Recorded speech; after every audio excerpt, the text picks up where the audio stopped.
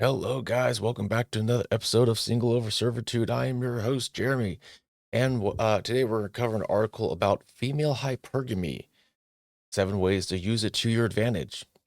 Ergo, to the man's disadvantage. So, after this article, we're actually going to cover a little snippet I took from a video that I was watching on TV at the time, but it kind of allude to this article of female hypergamy.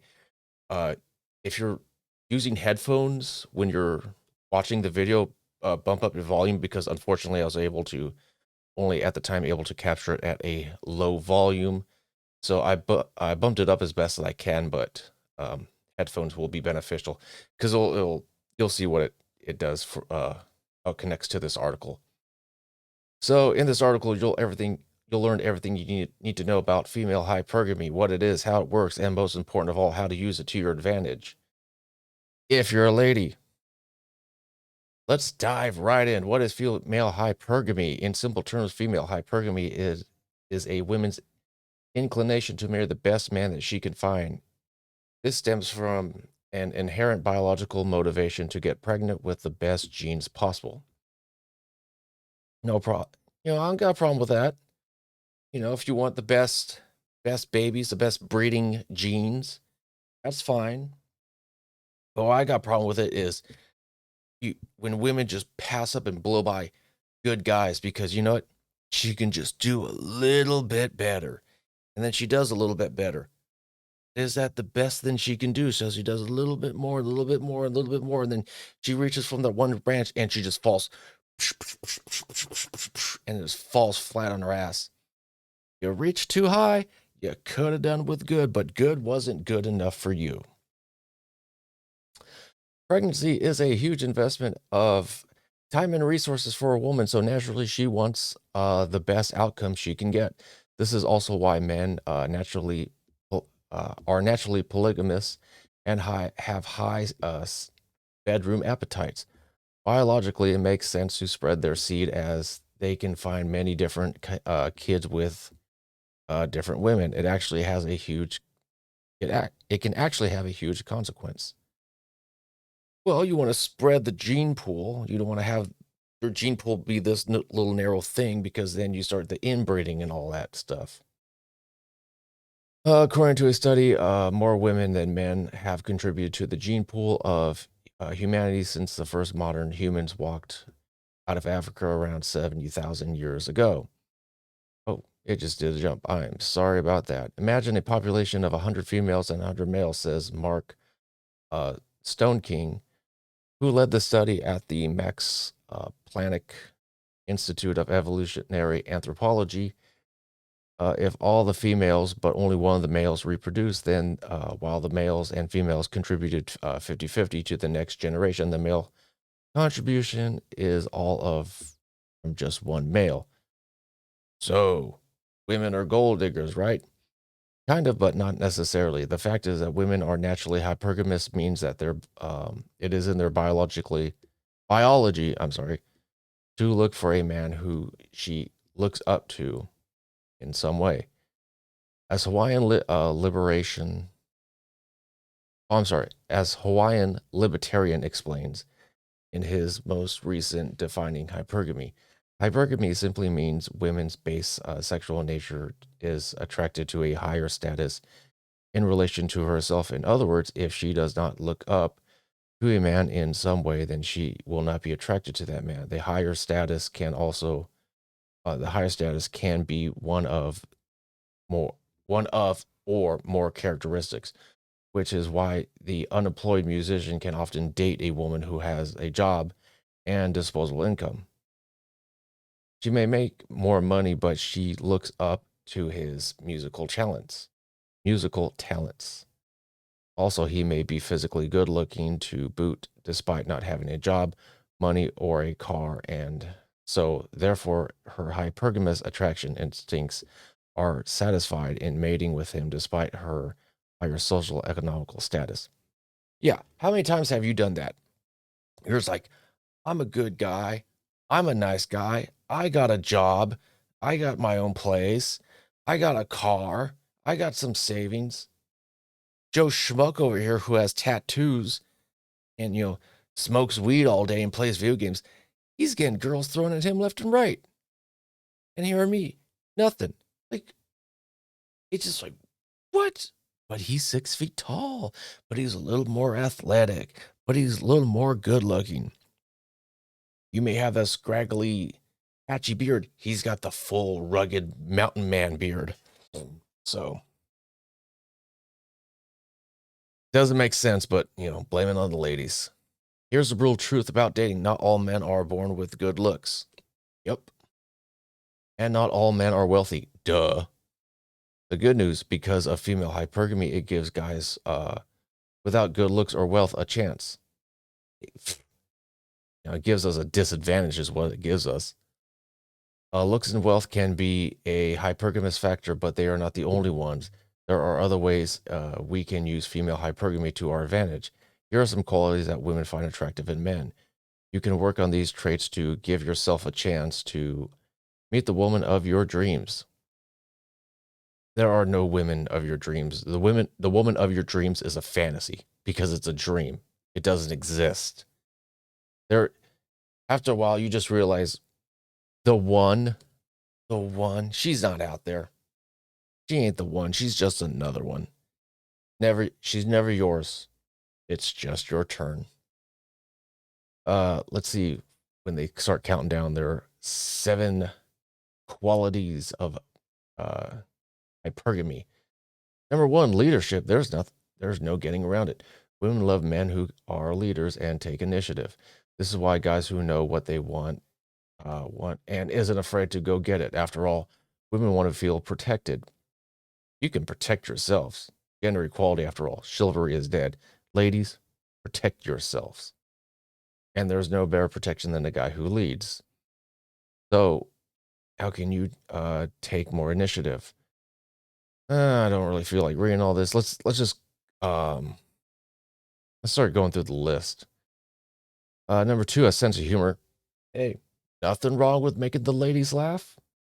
Don't want to be all bummed out every time you're around your man. Number 3, passion and ambition. Okay, so she wants a go-getter. A woman loves a man with passion and purpose in his life. Why do you think women love musicians, passion, entrepreneurs, purpose? For money, money, money, money, money. You don't need to be a famous sports star or musician, though. You just need to have some sort of purpose. What are you working towards? Having goals that's bigger than yourself is extremely attractive to any lady. Be well dressed. I have never done this, and I don't give a rat's ass. I am not going to dress to impress. I dress to be comfortable. Now, if that means basketball shorts and a sweatshirt, fine. If that means I go home alone at the end of the night, hey, that's cool with me. I'm not putting on some stupid monkey suit just to impress and to be your little clown. Let me entertain you for the night, ladies. F that. It's more work than what's worth, at least in my opinion. Be well dressed, a simple tip, but one that many men don't follow. The fact of the matter is this: women are attracted to success, and what easier way to look successful than dress well? It shows you look after yourself, and you don't need someone else to take care of you. You've got your ish together. Number 5, confidence.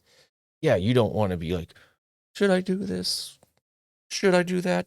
I don't know. Just throw some balls, man up, and deal with it. Women look up to a man who is confident. This is female hypergamy written all over it. However, there is a fine line between confidence and arrogance. Keep this in mind. Okay. Arrogance is trying to impress others and needing validation. Confidence is knowing who you are, what you're good at, and what you're not good at.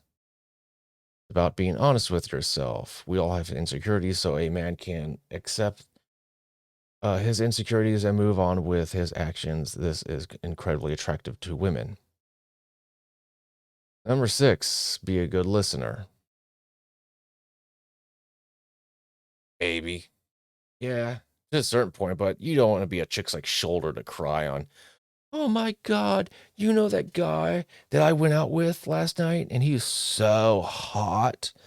He cheated on me. Why can't I find a guy like you? Bitch, I am a guy like me. That's why you're my friend. You're in the friend zone. F off. 7, kindness and empathy. See what they.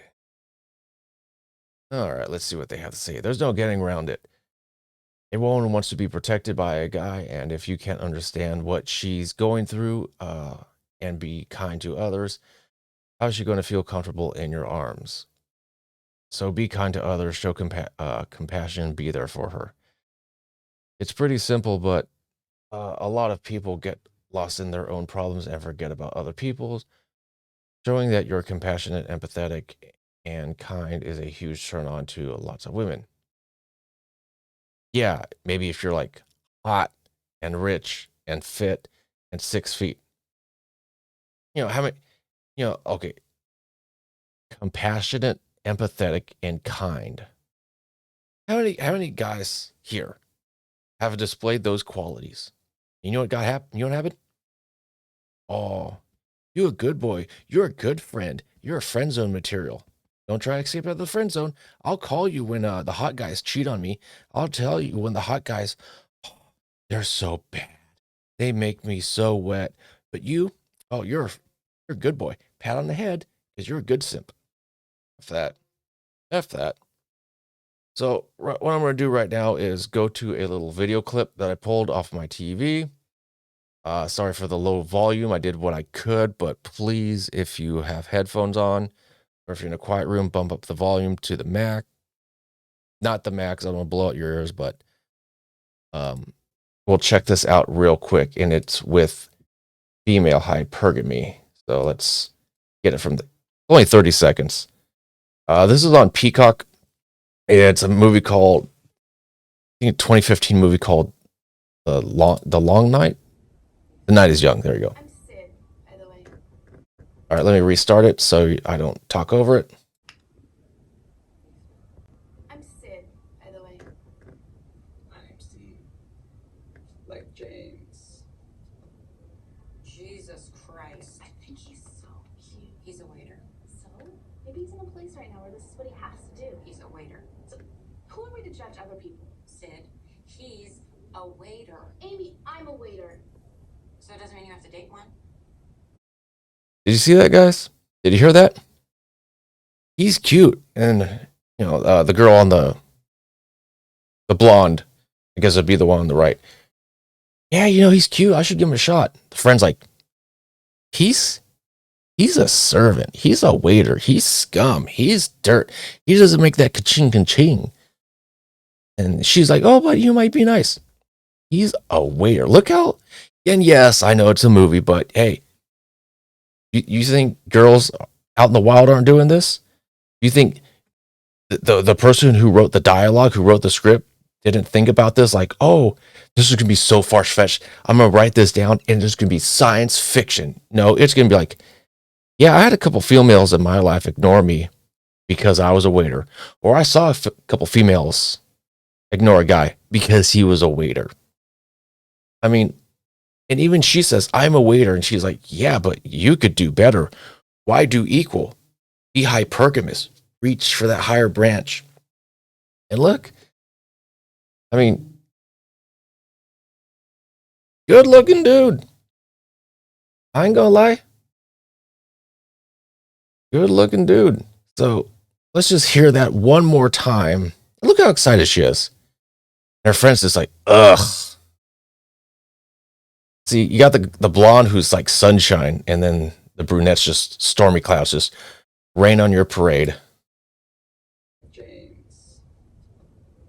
Jesus Christ. I think he's so cute. He's a waiter. So?